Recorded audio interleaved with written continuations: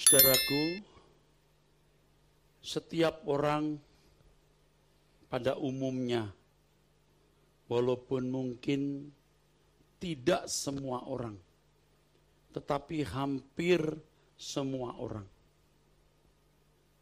mengharapkan perubahan. Perubahan keadaan yang lebih baik. Keadaan yang lebih nyaman. Keadaan yang lebih membahagiakan. Dan tentu saja setiap orang memiliki pergumulan hidup yang berbeda-beda dan memiliki konsep kebahagiaan yang berbeda-beda juga. Tetapi hampir semua orang mengharapkan perubahan untuk memiliki keadaan yang lebih baik. Yang memiliki hutang berharap dapat membayar hutangnya. Dan berpikir kalau hutangnya sudah terbayar, dia memiliki kebahagiaan lebih. Ketenangan yang lebih, kenyamanan yang lebih.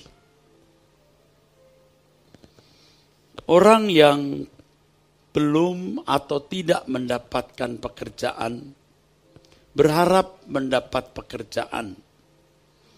Setelah mendapatkan pekerjaan, ia akan mendapat income, pemasukan, uang. Selain menafkahi hidupnya, juga membuat ia tidak dipermalukan sebagai pengangguran. Ia mengharapkan keadaan berubah. Tetapi yang sudah bekerja pun mengharapkan keadaan berubah. Gaji yang tadinya barangkali tidak lebih 5 juta. Berharap bisa mendapat gaji yang lebih dari itu. Yang tadinya naik kendaraan roda 2, bermimpi memiliki kendaraan roda 4.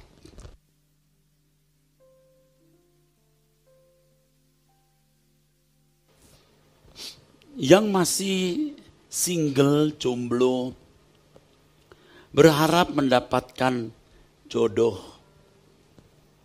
Dan membayangkan kalau sudah memiliki pacar yang bisa mengantarnya kepada jenjang pernikahan.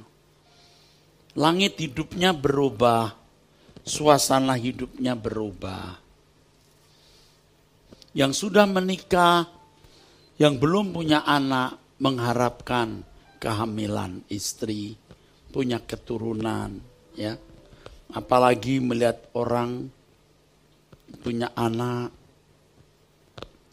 makin besar kerinduan keinginannya memiliki anak. Demikian pula remaja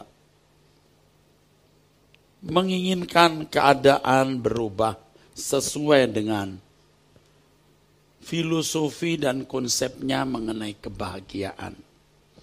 Barangkali hanya menginginkan bisa wisata ke tempat wisata tertentu. Bisa lulus sekolah lalu melanjutkan ke perguruan tinggi. Pokoknya selalu ingin berubah. Saudaraku, dalam dinamika hidup seperti ini yang dimiliki oleh hampir semua manusia. Hampir semua manusia juga tidak memperdulikan apa yang Allah kehendaki untuk perubahan yang terjadi dalam hidup kita. Kalau orang-orang di luar gereja yang bukan umat pilihan, tidak perlu mempersoalkan ini karena bukan umat pilihan. Tetapi kalau kita umat pilihan, saudara, kita harus tahu, kita harus mengerti, kita harus menerima apa yang Allah kehendaki. Adanya perubahan yang harus terjadi di dalam hidup kita.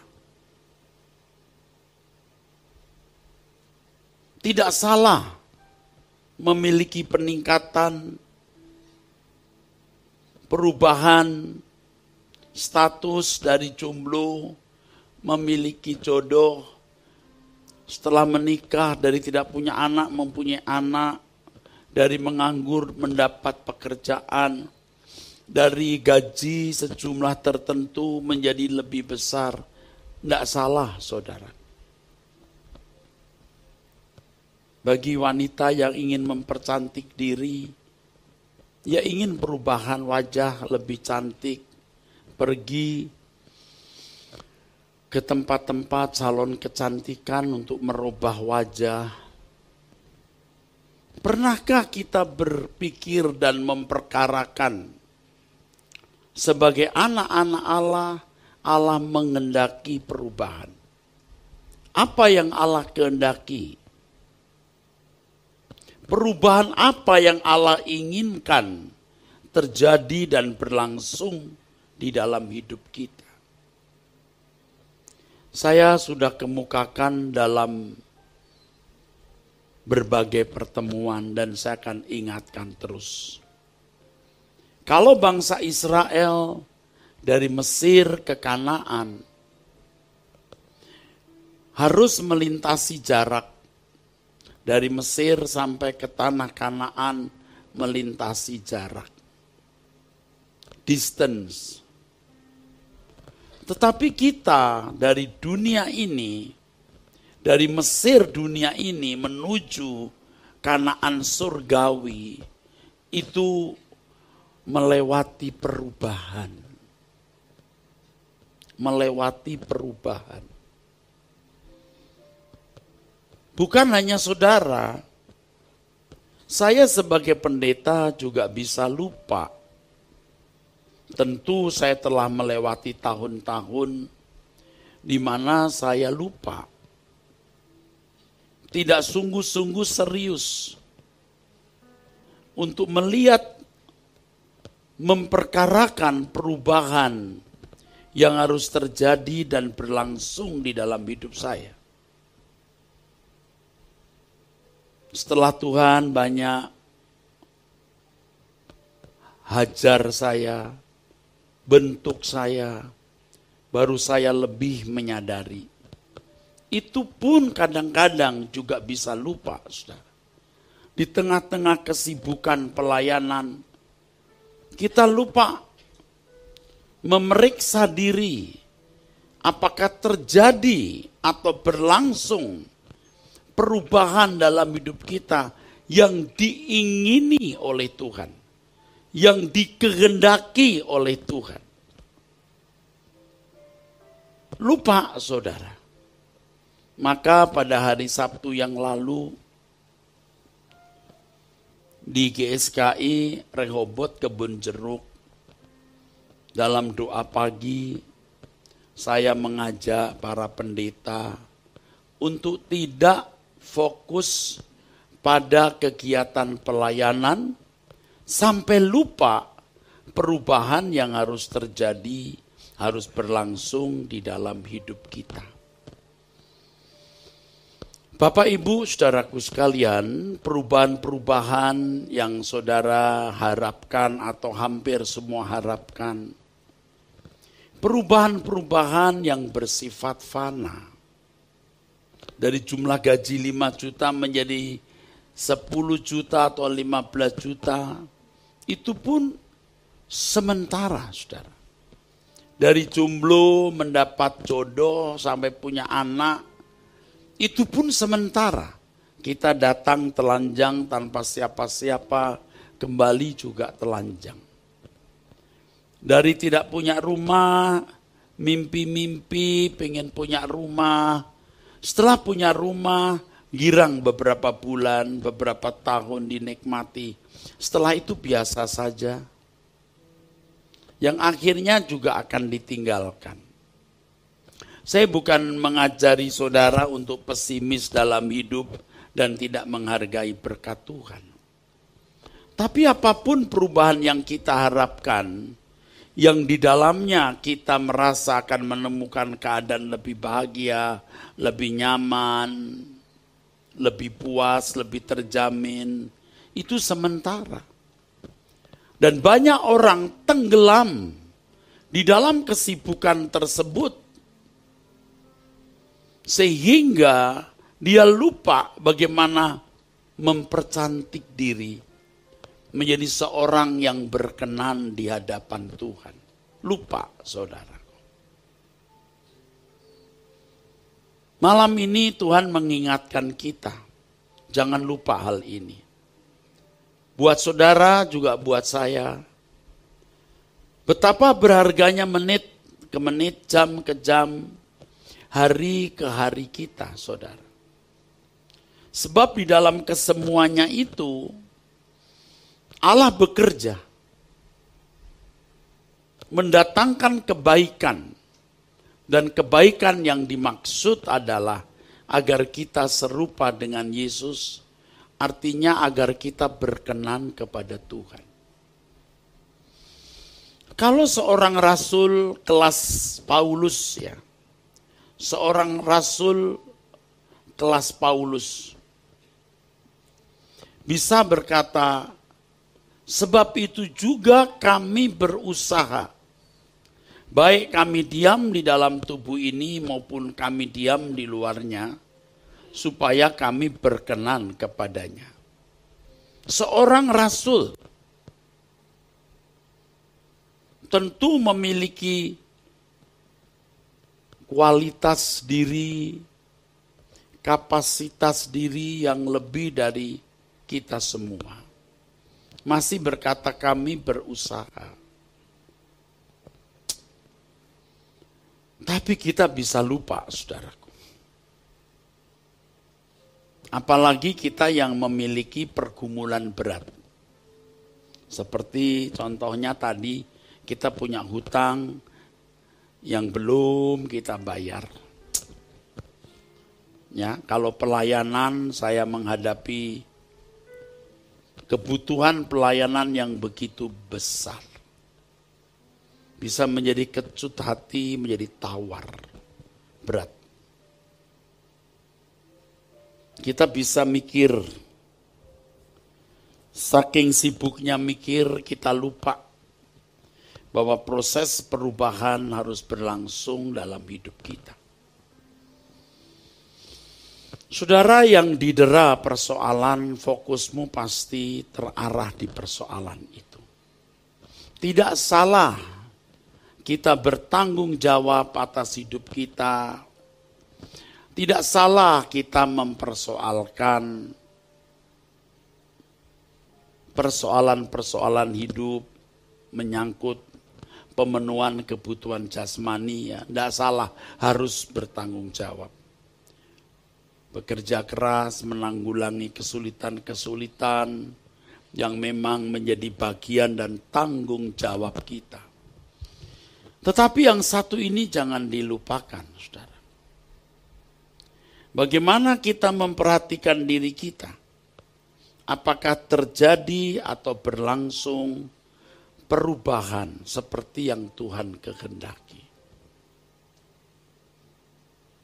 Apakah terjadi atau berlangsung perubahan seperti yang Tuhan kehendaki?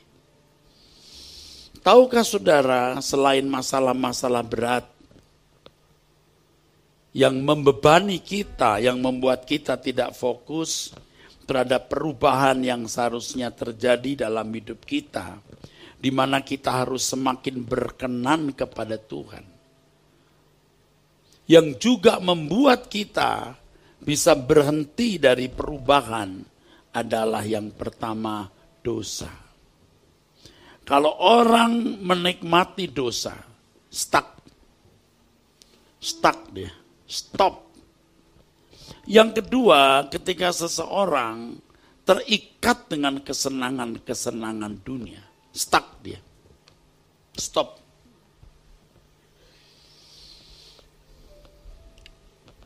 Tetapi siapa sih orang yang berani percaya bahwa menggumuli perubahan hidup sesuai dengan yang Allah kehendaki itu bernilai?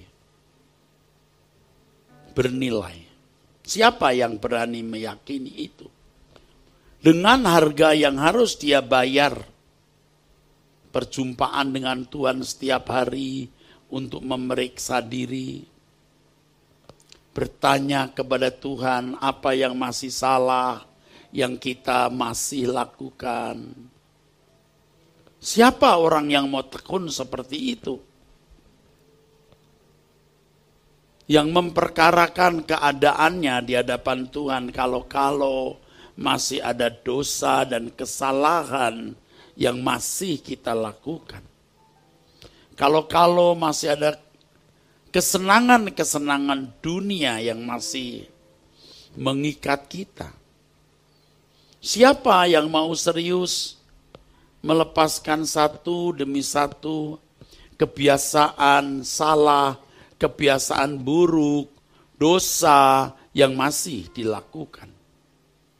Siapa yang mau sungguh-sungguh menanggalkan kesenangan-kesenangan dunia, hobi-hobi yang tidak memuliakan Allah? Sebab ketika seseorang melakukan hal itu, seakan-akan Tuhan tidak menghargai. Seakan-akan sia-sia. Seperti membuang garam ke laut. Saudara. Jadi orang tidak berani investasi untuk hal ini. Di dalam pikiran manusia duniawi itu tidak menjanjikan.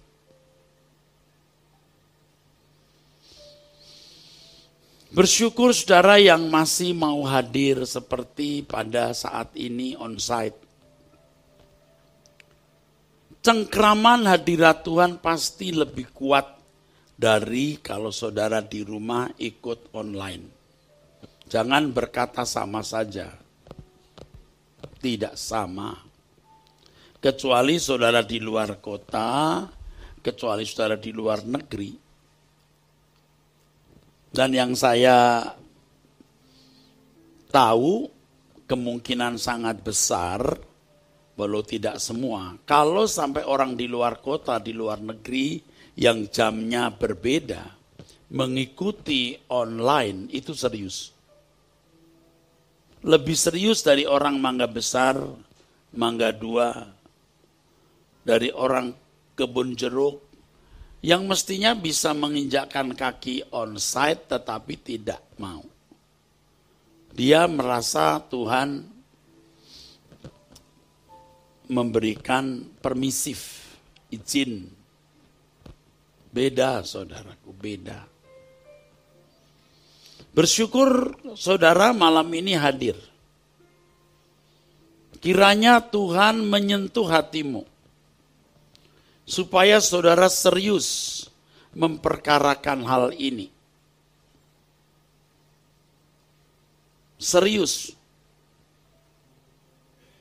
Karakter buruk, kebiasaan buruk yang masih saudara lakukan. Biar itu ditanggalkan, biar saudara berubah.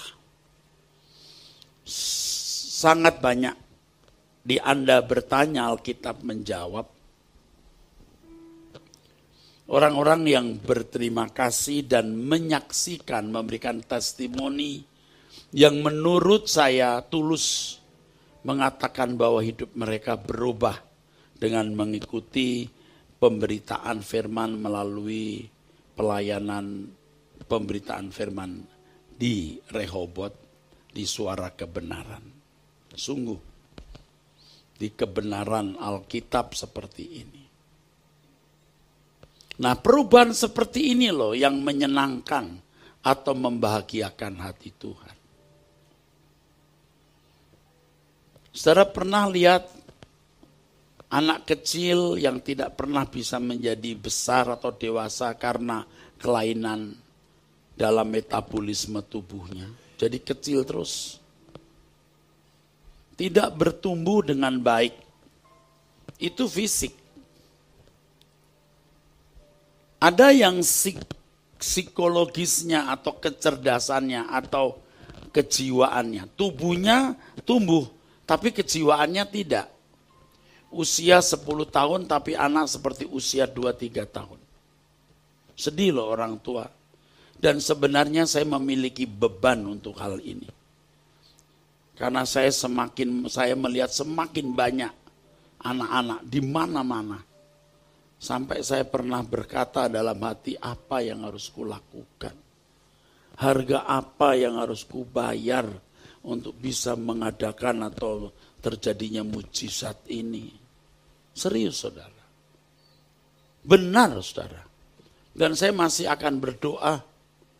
Serius. Kalau itu ada di lingkungan GSKI, saya rindu mujizat terjadi menjelang kedatangan Tuhan. Nah, Tuhan ingin saudara itu berubah, makin berkenan. Jadi kalau hari ini keberkenanan kita nilainya 6, bulan depan 6,5 atau tahun depan 6,5. Yang masih punya waktu panjang ya. Ya sampai dari 6, 6,5 itu tinggi sekali. Biasanya dari 6 jadi 6,1. 6,15 gitu saudara. Karena saya ada di lingkungan para pendeta, para teolog, dosen-dosen sekolah tinggi teologi dan mahasiswanya. Saya menemukan justru pendeta teolog tidak memperkarakan hal ini dengan serius. Seperti saya dulu. Sedih saudaraku. Kalau kita tidak mengalami pertumbuhan, kita juga tidak bisa membuat orang lain berubah. Khotbah-khotbah kita stuck terus, mentok sampai di situ. Tidak menyentuh dan tidak mengubah. Ayo kita berubah. Malam ini kalau Tuhan bicara kepada kita mengenai hal ini, ayo kita mau memeriksa diri. Kita mau berubah. Dengan rendah hati, saudaraku. Kita mengakui setiap butir kesalahan yang kita lakukan. Saya lakukan. Setiap butir kesalahan saya akui. Saya minta ampun. Setiap butir kesalahan yang orang lain tidak melihat tapi kita merasa ini salah. Ini tidak tepat. Kita mohon ampun kepada Tuhan. Dan itu kita lakukan sebagai hal yang sangat mulia. Itu investasi yang tak ternilai. Tak ternilai. Kalau kita di bank, kadang-kadang kita ditawari produk-produk investasi. Pak, ada produk ini ya. Kalau setahun bayar sekian, setelah 7 tahun dapat sekian. Perumahan-perumahan dijual dengan kalimat yang apakah selalu atau kadang-kadang saya tidak tahu karena saya tidak di bidang itu, tapi saya mendengar. Sebagai investasi. Sudah punya rumah, tapi ini investasi. Apartemen-apartemen juga, ya memang. Beli apartemen harga 600 juta, beberapa tahun kemudian menjadi 900 juta misalnya. Tapi ada juga orang beli apartemen 600, jualnya juga 600. Atau malah kurang karena harganya jatuh. Bisa saja ya saudara. Saya tidak tahu soal ini, tapi yang pernah saya dengar begitu. Investasi. Tanah yang tadi harganya per meter 1 juta dalam waktu sekian tahun jadi sekian puluh juta bisa. Bisa saudara. Dulu waktu saya pelayanan, saudara, aduh tanah sepanjang-panjangnya, seluas-luasnya. Nggak ada orang beli. Nggak ada orang beli. Itu tanah, sebagian juga rawa. Wah saudara, nggak ada harganya. Belum tentu 10.000 juga orang mau beli. Tapi sekarang jadi perumahan, sepanjang mata memandang perumahan. Ketika saya lewat di tempat itu, karena saya pernah ada di situ, ada perasaan nyut gitu, kenapa dulu saya tidak beli di sini. Ada sedikit penyesalan. Luas sepanjang mata memandang, dulu hanya hamparan tanah rawa. Aduh saudara, belum tentu 10.000 orang mau beli, enggak mau. Mungkin juga kalau saya minta dari jemaat yang waktu saya lain, dikasih. Tapi sekarang perumahan semua, saudara. Wah, mungkin 1 meter sudah sampai 3 juta, 5 juta, atau bahkan lebih. Tapi ada satu yang menghibur hati saya, saudaraku. Saya punya tanah luas juga di langit baru, bumi baru.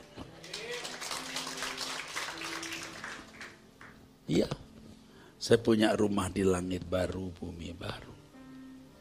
Itu pasti, bukan bercanda, serius. Jadi saudara harus berani investasi perubahan ini, investasi yang tidak ternilai. Yang Alkitab katakan, kumpulkan harta di surga. Kalau seorang pelayan Tuhan, seorang pendeta, serius memperhatikan perubahan dirinya untuk menjadi manusia seperti yang dikehendaki oleh Allah, dia pasti merubah orang. Khotbahnya pasti berubah lebih baik. Doanya pasti lebih tulus. Sentuhannya kepada orang pasti makin kuat. Tidak mungkin orang tidak merasakan. Sebaliknya kalau orang tidak berubah, kodrat dosanya masih kuat, nanti ekspresi atau perwujudannya juga kelihatan. Mentah. Kalau orang mengalami perubahan yang benar, itu kasih Allah akan mengalir melalui hidupnya. Sebab pada dasarnya perubahan itu adalah perubahan untuk menjadi serupa dengan Yesus atau sempurna seperti Bapa. Karakter Bapa, sifat-sifat Bapa itu diberikan, diimpartasikan, ditularkan. Nah, caranya itu melalui berbagai persoalan hidup. Tidak bisa otomatis.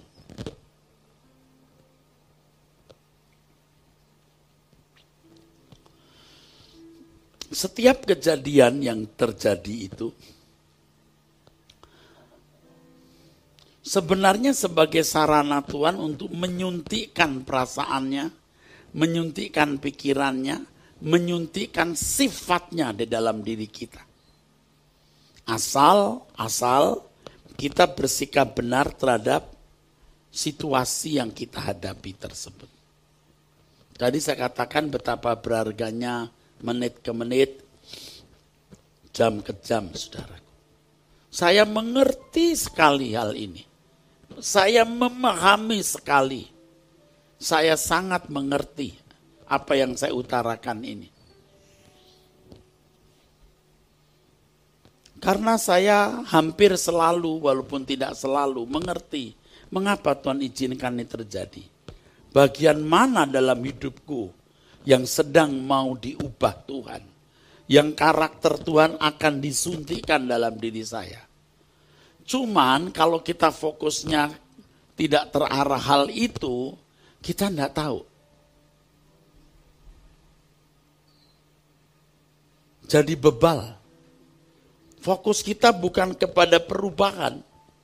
Sehingga ketika Tuhan izinkan sesuatu terjadi, di mana Tuhan mau menyuntikkan sifatnya ke dalam diri kita, kita tidak tahu. Karena fokus kita tidak tertuju ke situ. Kalau pendeta fokusnya di pelayanan, di kegiatan organisasi, meleset saudara. Aduh, meleset.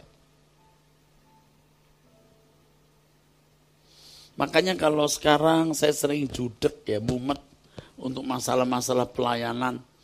Saya abaikan saja, saya putar kepala saya ya, setel geblek. Seperti nggak punya persoalan, sudah nanti bagaimanalah. Kuisera-sera. Bagaimana nanti? Aku mau berubah. Tuhan bisa menolong. Dalam waktu sekejap Tuhan tolong kita bisa. Dalam sekejap terjadi mujizat, bisa. Tapi karakter kita tidak bisa mujizat dalam sekejap. Tentu lewat akumulasi. Tahap demi tahap, step by step. Yuk kita beri tepuk tangan untuk kebenaran ini. Luar biasa, saudaraku. Jadi, luar biasa bagaimana Tuhan menolong kita.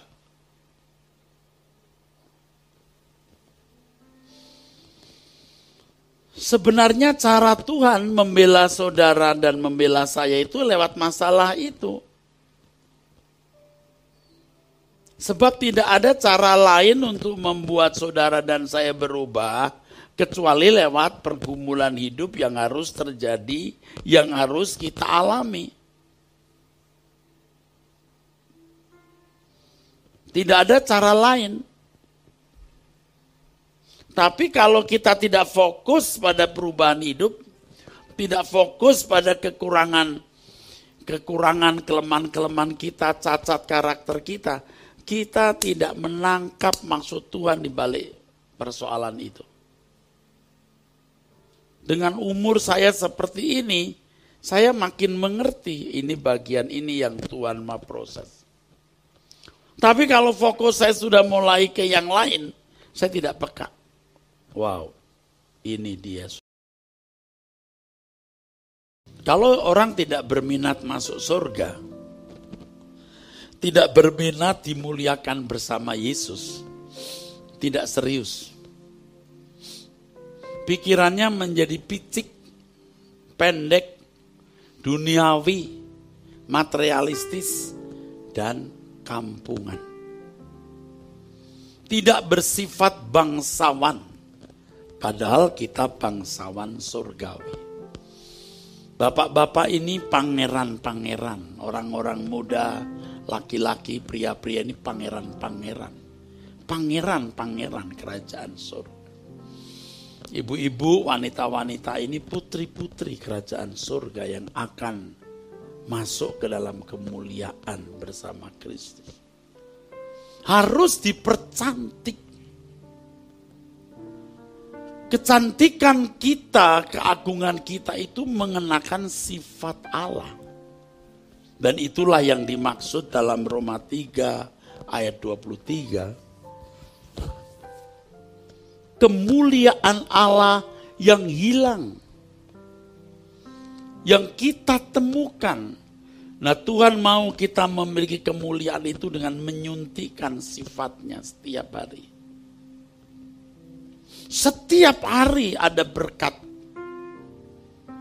Setiap hari ada berkat khusus.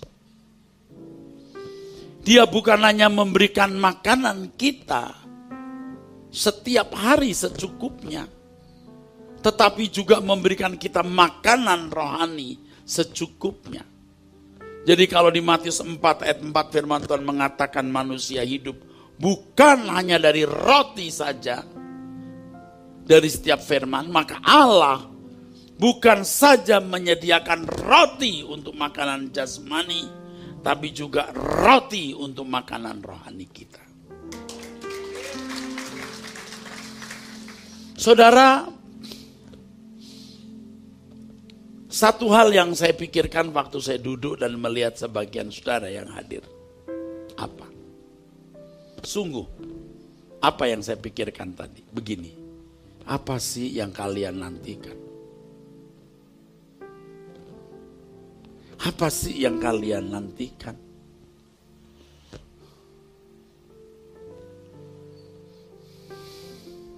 Apa sih yang kalian nantikan? Apa sih yang kita nantikan? Seberapa besar kesenangan yang kita bisa peroleh? Kalau kita memang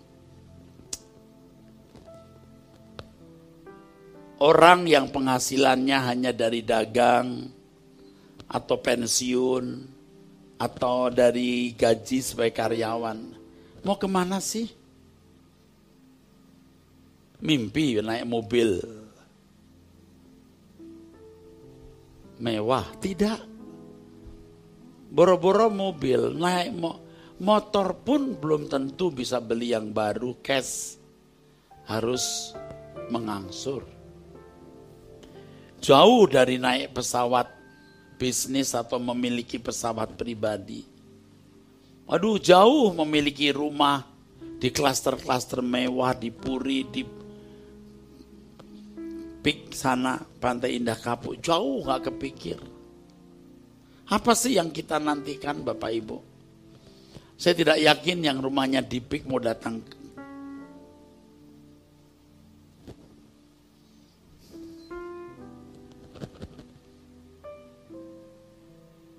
Tapi saudara masih mau datang ke gereja.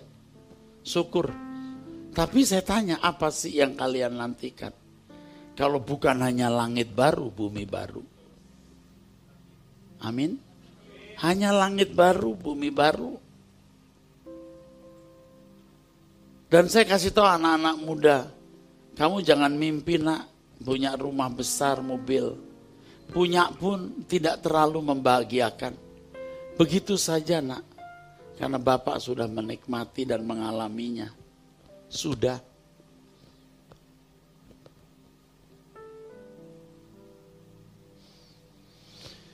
Justru karena hal itu seseorang binasa. Kenyamanan itu menjadi candu setan yang membuat orang tergelincir ke dalam api kekal. Lewati dari hari ke hari. Yang penting bagaimana kita mengalami pertumbuhan. Makin sempurna. Makin berkenan di hadapan Tuhan. Makin menyenangkan Tuhan. Tentu masing-masing kita punya umur yang beda.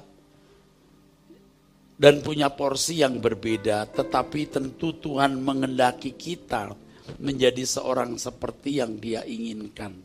Yang diberi banyak, dituntut banyak. Saudara pasti punya masalah. Masalah ekonomi, kesehatan, sakit, dan lain sebagainya. Jangan fokus ke situ. Tentu kita harus bertanggung jawab menanggulanginya. Amin. Tetapi fokuslah pada perubahan. Yang Allah kehendaki harus terjadi dan berlangsung dalam hidup kita. Saya yang sudah melayani Tuhan, merintis jemaat, menjadi gembala senior, gembala sinode, itu tidak menjadi berkenan karena saya punya prestasi-prestasi ini loh. Seperti yang dikatakan di Injil Matius 7 ayat 21 sampai 23. Prestasi kita hanya satu, berkenan kepada Tuhan. Itu prestasi kita. Dan prestasi itu tidak bisa kita raih dalam 1 tahun. Tapi dalam rentang waktu 70, 80, 90 tahun umur hidup kita, proses itu berlangsung. Katakan amin. Yuk kita berubah Bapak Ibu saudaraku sekalian.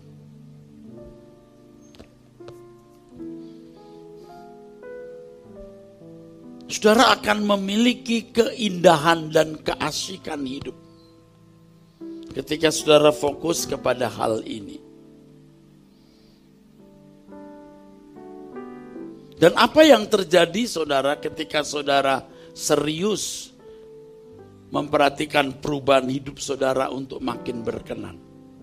Bukan saya yang menjamin, Tuhan Yesus yang menjamin. Semua ditambahkan kepadamu. Tuhan akan cukupi kebutuhanmu.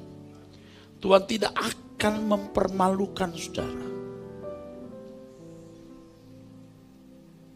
Jadi sesuai dengan umur rohani saudara, dengan porsi yang Tuhan berikan, yang diberi banyak dituntut banyak, saudara setiap hari mestinya dalam keadaan berkenan. Nah, kalau orang sudah terlambat, wah, mengejar ketinggalannya. Bersyukur yang masih muda. Dia mulai start dari muda.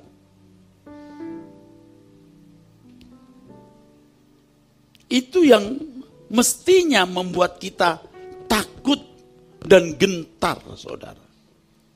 Jangan sampai deadline kita, waktu kita habis, kita belum mencapai target yang Allah kehendaki. Jadi deadline, kita tidak tahu deadline kita masing-masing. Tapi selagi kita masih punya kesempatan, kita mau berubah. Tadi saya katakan, dan ini berulang-ulang, kalau bangsa Israel dari Mesir ke Kanaan itu menempuh jarak. Tapi kalau kita menempuh perubahan. Bersyukur di GSKI ini kita bisa mendengar firman seperti ini.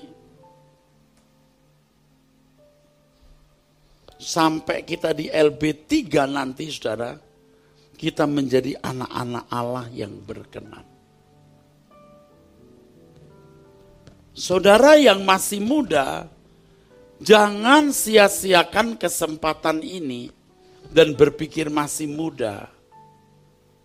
Kalau ibarat orang yang sudah berumur, pada waktu mudanya tidak serius, itu hutangnya mungkin 2 juta. 2 juta terlalu kecil ya, 2 miliar. Tapi kalau anak-anak muda sekarang hutangnya baru 2 juta, 10 juta, masih kecil bisa bayar. Kalau tidak serius memberi waktumu, itu deret kali bukan deret tambah. Jadi makin tua itu kecepatan orang makin lambat. Jadi kalau waktu muda memiliki kecepatan lebih tinggi, mesti dimanfaatkan. Kalau makin tua tidak berubah, kecepatannya lambat. Mau maksa diri juga berat. Kecuali di titik tertentu, ya belum sampai umur 60 tahun ya, sudah berubah itu. Mungkin kecepatannya masih bisa diperbaiki. Ini seperti fisik kita ini ya, paralel dengan fisik kita, saudara. Kalau orang muda sakit, pemulihannya lebih gampang. Tapi kalau sudah 65-70 tahun, susah pemulihannya.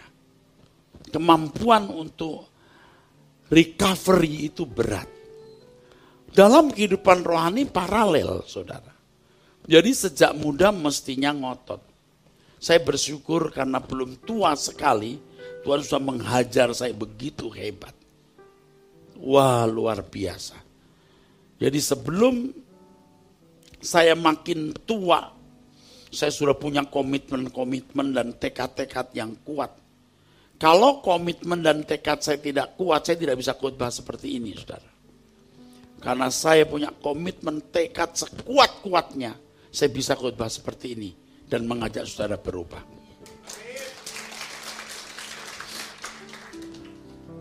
Jadi saya berharap Bapak Ibu, saudara-saudara sekalian ya, mendengar khotbah ini mulai benar-benar sadar ya, berubahlah. Tiap hari saudara harus berdoa, seperti yang saya ajarkan tiap hari jam 5, waktu Indonesia Barat, saudara berdoa bersama saya. Besok pagi saya pimpin. Rasa-rasanya 2-3 minggu ke depan, 2 minggu, 3 minggu ke depan saya akan pimpin terus. Ya, mungkin ada hari-hari saya keluar kota pada bulan Februari, tapi saya sedang merancang. Kalaupun di luar kota saya masih pengen pimpin doa. Ya saudara-saudara. Karena doa itu dalam perjumpaan kita dengan Tuhan, kita itu bisa menghayati kesucian Tuhan. Dan kalau kita punya dosa, punya kebiasaan-kebiasaan buruk, itu bisa terungkap. Tuhan bisa bukakan pengertian kita. Ini investasi yang tak ternilai, saudara. Ini yang dimaksud Matius pasal 6 ayat 19. Kumpulkan harta di surga. Bersyukur kamu masih muda-muda sudah mendengar firman ini. Amin. Oke? Bersyukur nak. Kamu ada di tempat yang tepat. Usia mudamu kamu sudah diperkenalkan kerajaan surga. Wow. Kalau nanti kamu sudah umur seperti saya, kamu bisa lebih kudus, lebih bijak, lebih berhikmat, lebih diurapi dibanding saya hari ini. Ya, kalau kamu ikuti jalan yang saya ajarkan, mungkin belum sampai usia seperti saya 65 tahun, usia 50 tahun kamu sudah mencapai tingkat ini. Usia 45 tahun kamu sudah bisa mencapai tingkat ini.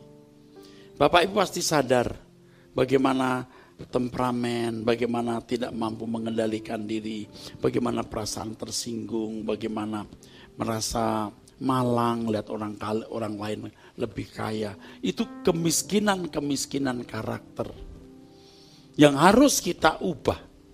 Dan Tuhan tahu bagaimana mengubah kelemahan, kekurangan, dan cacat karakter kita tersebut. Dan hari ini kita akan mulai, saudaraku, untuk berubah. Saya tidak sedang omong kosong, saudara. Saya sedang bicara atas nama Tuhan dari firman-Nya. Jangan saudara tidak pedulikan kebenaran ini. Saudara hargai, saya pun menghargainya. Sementara saya berdoa, tadi juga saya mohon agar firman ini berguna bagi saya, menyentuh saya. Sering waktu saya berdoa, Tuhan bicaralah. Bukan hanya untuk yang mendengar, juga untuk yang bicara. Ini investasi yang tak ternilai. Tapi siapa orang yang berani mempercayai ini? Tidak banyak. Tetapi berbahagialah orang yang mempercayai Allah yang hidup. Yang mau menjadi seperti anak-anak di hadapan Bapa di surga. Dalam penurutan dan kepatuhan kepada Bapa di surga. Sepulang saudara dari tempat ini, masuklah ruang kamarmu. Katakan, Tuhan, apa yang belum beres dalam hidupku yang harus diubah.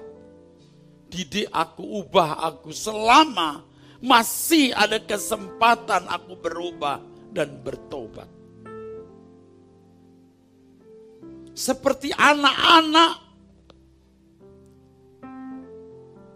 dengan tulus polos apa adanya. Jika ada salah dalam diriku, Tuhan beritahu aku, Tuhan. Dan serius untuk menanggalkan setiap dosa dan kebiasaan-kebiasaan yang Tuhan tidak kehendaki yang masih ada pada kita. Demikian firman Tuhan. Amin.